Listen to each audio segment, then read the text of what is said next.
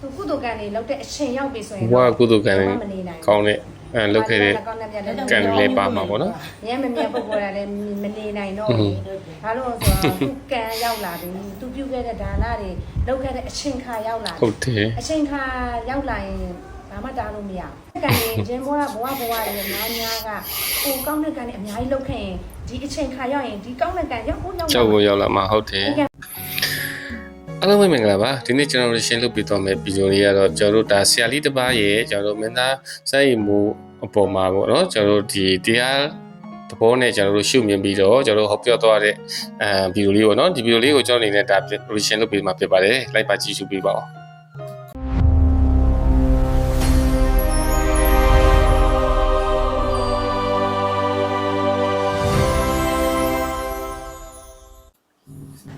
ဆူရှာတာလေးတွေကြည့်ပြီးတော့လေအော်တရားသဘောနဲ့ကြည့်မယ်ဆိုရင်ဒီကလေးကသူတော်တော်ကိုမှလေဘဝစိတ် လေး နဲ့ကောင်းပါလေ ဘဝကသူဒါနလုပ်ခဲ့လို့အားနေဒီချိန်ကြီးမှာလေသူ့ကိုပြန်ပြီးတော့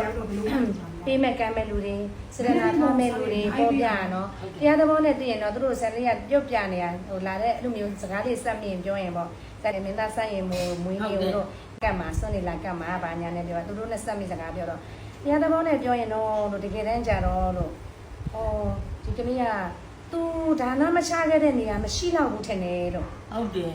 ဟိုကိုရီကိုနိုင်ကလေလူပေးခြင်းနေတာ အဲ့လိုပြောရတယ် ပါ သူ့ကိုမြင်လိုက်တာလေလိုအပ်တဲ့နေရာကို ဘယ်နေရာမှာဟုတ်တယ် သူကလည်းအေးမမြင်ရတဲ့ဘဝတွေမှာသူလည်းသူများလိုအပ်တဲ့ဟာတွေကိုအများကြီးဖြည့်ဆည်းခဲ့တယ်လို့ဟုတ်တယ်ဟိုသူတီးတာမတီးတာရင်ကြည့်ကိုရီလုတ်ပေးခြင်း အဲ့ဒါကိုပြောရတယ်သူ့မြင်လိုက်တာနဲ့ညနာမြေရှိခင်အတန်ကြာတနာဆိုတဲ့ဆူလေးကလည်းအိမ်နာလေးကလည်းဆူတောင်းလေးနဲ့ပြည့် ဟုတ်တယ်ဟုတ် ပြည့်ပြီးတော့ခါကြတော့သူ့မြင်လိုက်တာနဲ့အပေးမယ်ကမ်းမယ်ဆိုတဲ့လူတွေကြည့်အဲ့ဒါမျိုး အဲ့ပြောရလေအဲ့လိုပဲတော့ကြည့်တယ်ပဲတောင်းတယ်တော့သူမှပဲတော့ကြည့်တယ်ဆိုတော့သူထွက်လာတာနဲ့ဟိုဆုချခြင်းနေတာစစ်တာ ဟုတ်တယ်နော် လိုမျိုး ကျွန်တော်တို့ ကံ ဒါ တ လည်း ည်းဆိုတာလေသူကုသိုလ်ကံတွေလောက်တဲ့အချိန်ရောက်ပြီဆိုရင် ဘဝကုသိုလ်ကံတွေကောင်းတဲ့လုပ်ခဲ့တဲ့ကံလေးပါမှာပေါ့နော် ညမမြတ်ပုဂ္ဂိုလ်ကလည်းမနေနိုင်တော့ဘူးဘာလို့ဆိုတော့သူကံရောက်လာပြီသူပြုခဲ့တဲ့ဒါနတွေလုပ်ခဲ့တဲ့အချိန်ခါရောက်လာ ဟုတ်တယ် အချိန်ခါရောက်လာရင်ဘာမှတားလို့မရဘူးကံတွေကျင်းဘဝတွေအများများက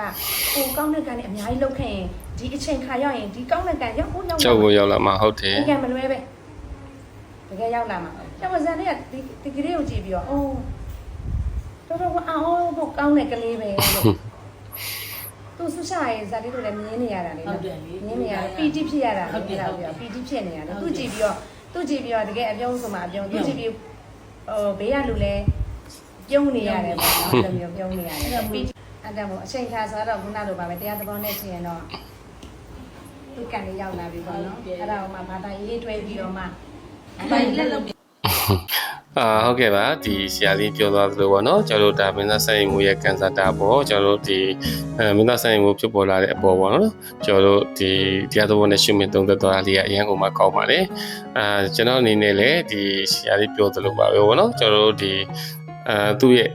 ကန်စာတာကကျွန်တော်တို့ဒီချိန်မှာဒီလိုဖြစ်ရမယ်လို့ကျွန်တော်တို့ဒီရင်ဘွားတွေကကျွန်တော်တို့ကောက်ဝေကုသိုလ်ကောင်းမှုကံတွေကြောင့်ပေါ့နော်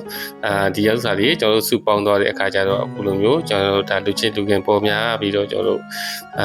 လူတိုင်းတရနိုင်တဲ့ဘဝကိုရောက်ရှိနေတာဖြစ်တယ်ပေါ့နော်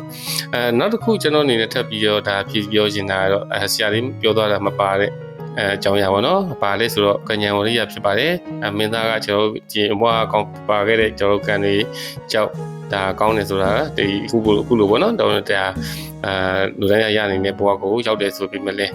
ကျွန်တော်တို့ဒီဘွားမှာကျွန်တော်တို့လက်ရှိဘွားမှာပေါ့နော်။မင်းသားရဲ့ကျွန်တော်တို့ဝကံရဲ့ဉာဏ်ရဲ့ဝရိယရဲ့ပေါ့နော်။သုံးချက်သလုံးကျွန်တော်တို့ကျိုးသားအထောက်မှုကောင်းခဲ့လို့အခုလိုမျိုးဒါဖြစ်အခုလိုမျိုးနေရာတနေရာကိုရောက်ရှိလာတာဖြစ်တယ်လို့ကျွန်တော်အနေနဲ့ပြည့်စုံပြောချင်တဲ့ဒီနေ့ဗီဒီယိုလေးကိုတော့လောက်နေရရနာပါရစေ